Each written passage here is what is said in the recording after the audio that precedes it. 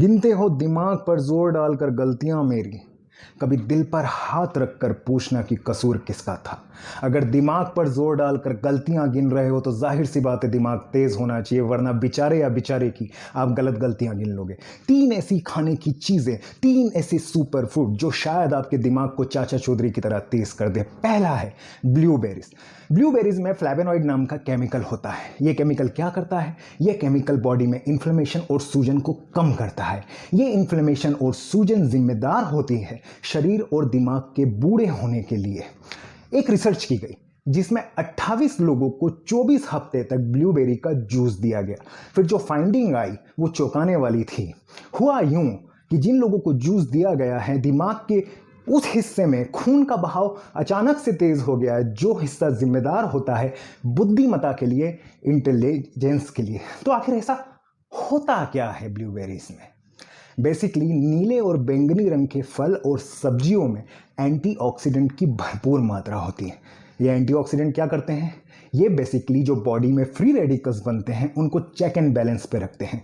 ये free radicals क्या करते हैं? जब फ्री रेडिकल्स एक मात्रा से ज़्यादा बॉडी में हो जाए तो ये जिम्मेदार होते हैं बॉडी में सीवियर क्रोनिक इलनेस के लिए और बुढ़ापे के लिए। कैसी इलनेस के लिए? Heart attack, cancer, BP, sugar, diabetes etcetera.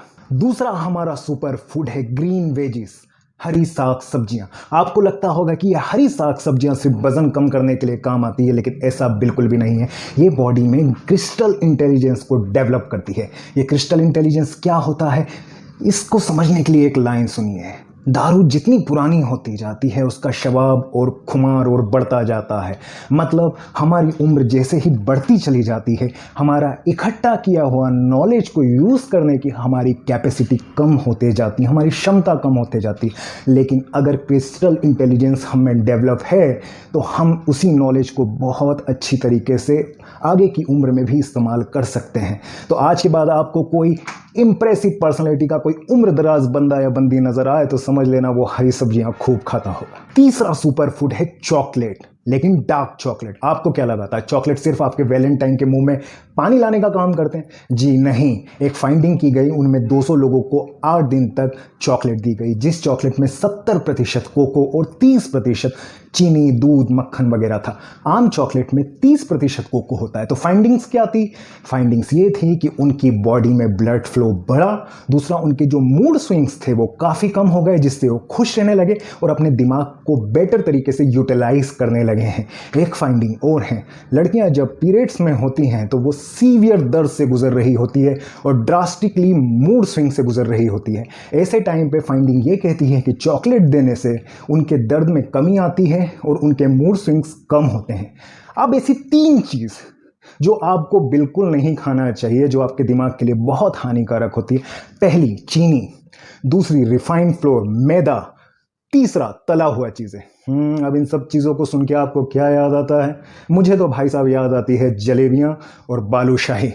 जुबान लपलपा जाती। इन सुपर फूड्स को खाने के बाद, उन बेकार 3 चीज़ों को छोड़ने के बाद भी आपको लगता है कि आप लोगों से कम हो, आपका इंटेलिजेंस लोगों से कम है, तो एक दोहा जिंदगी में हमेशा याद रखना, करत करत अभ्यास के जड़मति होत सुझान, रसरी आवत जात के सिल पर करे निशान। मतलब जब कुएं से बार बार रस्सी खींच के पानी निकाला जाता है तो पत्थर पे भी वो रस्सी निशान खींच देती है।